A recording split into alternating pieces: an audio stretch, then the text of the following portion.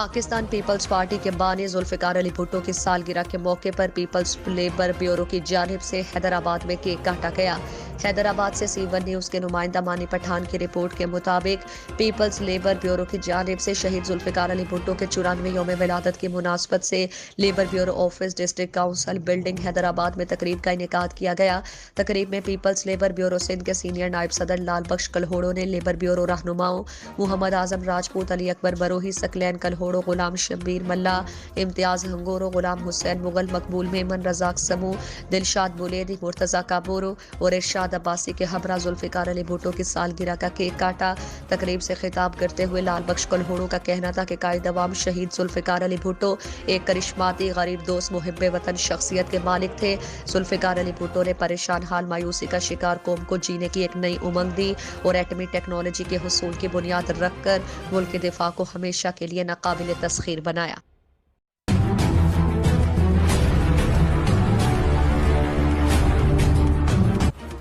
حیدرآباد ضلع انتظامیہ کی وجہ سے اس بار بارش حیدرآباد کی عوام کے لیے زحمت نہیں بلکہ رحمت بنی ہے۔ حیدرآباد سے ہمارے نمائندہ مانی پٹھان کی رپورٹ کے مطابق حیدرآباد میں منگل کی شام 9 بجے سے شروع ہونے والی بارش صبح صادق تک وقفے سے جاری رہی، جس کے باعث سے شہر کے مختلف شاہراہوں پر پانی کھڑا ہونا شروع ہو گیا، جس کے بعد کمشنر حیدرآباد عباس بلوچ اور ڈپٹی کمشنر حیدرآباد فواد غفار سومرو کی ہدایات پر ضلع انتظامیہ متحرک نظر آئی اور شہر کی مرکزی شاہراہوں جن میں ٹھنڈی سڑک، حیدر چوک، اسٹیشن روڈ، تلک چاڑی، GOR کالونی، لیاقت کالونی، سخی پیر روڈ سمیت شہر کے 80% سے زائد شاہراہوں پر برساتی پانی کی نکاسی کر دی گئی، جبکہ کچھ متاثرہ علاقوں سے پانی کی نکاسی کے لیے ٹیمیں بھیج دی گئیں۔ برساتی پانی کی نکاسی کے عمل کے ڈپٹی کمشنر فواد غفار سومرو مانیٹرنگ کرتے رہے، جس پر حیدرآباد کی عوام نے ڈپٹی کمشنر فواد غفار سومرو کا شکریہ ادا کیا۔